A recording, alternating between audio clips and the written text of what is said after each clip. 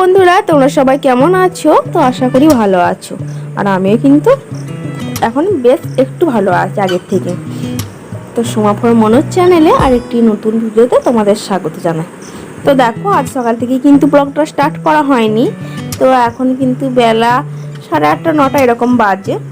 তো নিচে দেখো কাজকর্ম কিন্তু আমার সব সেরে তারপর কিন্তু দেখো সোজা কেচে ছাদে চলে এসেছি।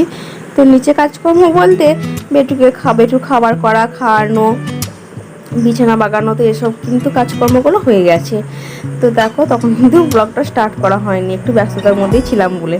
আর এখন দেখো সোজা কিন্তু আজকে কিন্তু বেড কভারটা একটু চেঞ্জ করেছি। তো কদিন ধরেই মেলা ছিল, ভালো লাগছিল না।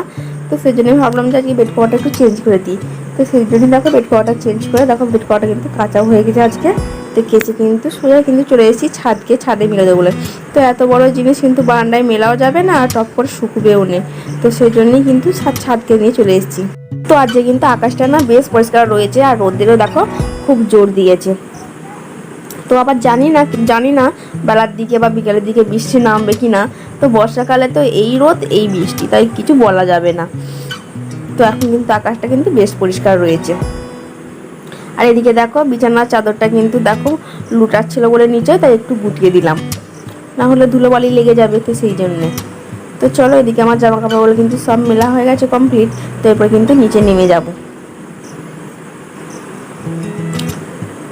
তো আর কালকের যে জামা কাপড়গুলো বারান্দায় মেলা ছিল, আর সেগুলো দেখো জড়ো করে তুলে রেখেছি, সেগুলো কিন্তু নিয়ে নিচে নেমে যাব। তো এখন এই বারান্দাতে জামা কাপড় দিলে না, তো দিনের দিন কিন্তু শুকোয় না। তো পরের দিন আবার যখন জামা কাপড় কেচে মিলতে আসি, তো তখন কিন্তু তুলে নিয়ে যায়। আর এদিকে দেখো আমাদের কিন্তু পেয়ারা গাছে না পেয়ারাও এসেছে অনেক। আর দেখো এই বারান্দা থেকে কিন্তু হাত বাড়িয়ে পাওয়া যাচ্ছে, বারান্দার দিকে কিন্তু ডালপালাগুলো চলে এসেছে। তো চলো এরপর নিচে নেমে যাব। তো নিচে যেয়ে সোজা কিন্তু জামা কাপড়গুলো গুছিয়ে নেবো। আর জামা কাপড়গুলো যদি গুছিয়ে যেখানকার জায়গায় সেখানকার যদি না রাখি না, দরকারের সময় পাওয়া যাবে না। আর যদি গুছিয়ে রাখি তো নিতেও কিন্তু সুবিধে হয়। তো সেই জন্য কিন্তু দেখো জামা কাপড়গুলো কিন্তু আমি একটু গুছিয়ে নেবো। তো খুব বেশি নেই, ওই একটা দুটো রয়েছে, তো সেগুলি কিন্তু একটু গুছিয়ে বাগিয়ে রেখে দেবো। তো গুছিয়ে বাগিয়ে নিয়ে কিন্তু আবার দেখো এদিকে বেটুকে খাইয়েও দিতে হবে। তো 10টা বাড়িতে চলো, 10:30 তো ওকে খাইয়েও দিতে হবে। সকালে খাবারটা তো খাওয়ানো হয়ে গেছে, এখন আবার বেলার খাবারটাও খাইয়ে দিতে হবে। তো না হলে কিন্তু আবার একটু খুব দেরি হয়ে যাবে।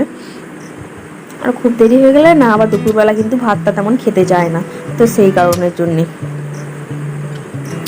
আর ওকে আজকে কিন্তু দুধ দেবো না। তো ওকে বলেছি যে মাঝে মাঝে একটু আলু সেদ্ধ দিয়ে মুড়ি দিই। তো আজকেও কিন্তু সেই আলু সেদ্ধ দিয়ে ওকে একটু মুড়ি দেবো।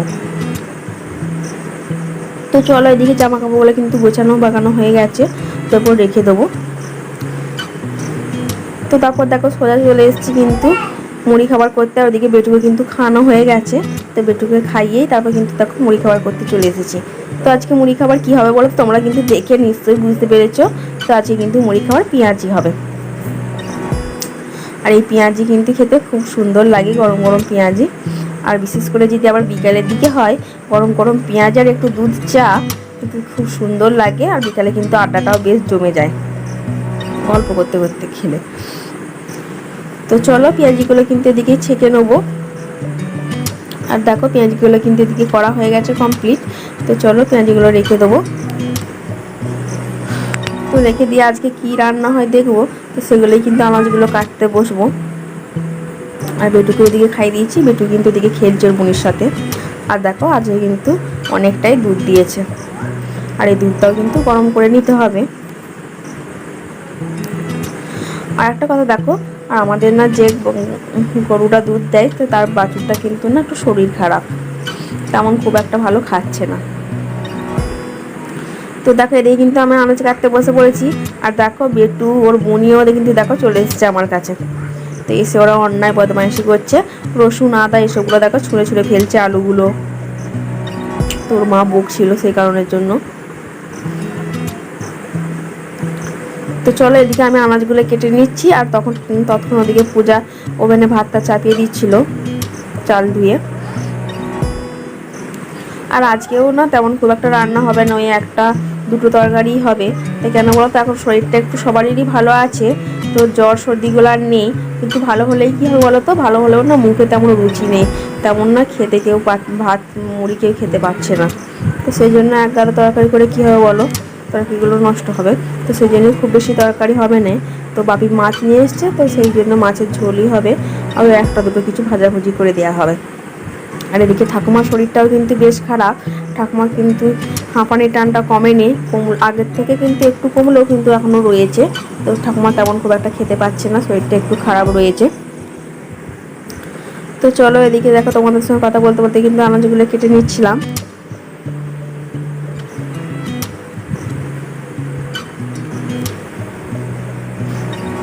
তো চলো, আমার কিন্তু আনাজ কাটা কমপ্লিট হয়ে গেছে। আর এদিকে কি কি কেটেছি বলো তো? এদিকে দেখো কিছু পাকা পটল ছিল, তো পাকা কাঁচা করে, তো সেই পটলগুলোই কিন্তু দেখো ছাড়িয়ে দিয়েছি ভালো করে, তো পটলগুলো ভাজা হবে। আর এদিকে দেখো বাপি মাছ নিয়ে এসছে বললাম, তো সেই মাছের কিন্তু দেখো আমার কিন্তু চান করা কমপ্লিট হয়ে গেছে। তো স্নান টান করে নিয়েছি, তো বেটুকু স্নান করানো হয়ে গেছে। তো এবার একবার ছাদে যাবো, ছাদে যে জামা কাপড় যেগুলো পাতাতে মিলে দিয়েছিলাম, তো সেগুলোই কিন্তু তুলে নিয়ে আসবো। না হলে বেলা দিয়ে প্রতিদিনই বৃষ্টি নামছে, তো আবার বৃষ্টি নামলে খেয়াল থাকবে না, আমাদের জামা কাপড়গুলো সব ভিজে যাবে। তো সেই জন্য কিন্তু এবার যে জামা কাপড়গুলো নিয়ে আসবো, তো নিয়ে এসে এবার বেটুকুকেও খাওয়াতে হবে। বেটু খাওয়ার টাইমও হয়ে এসছে।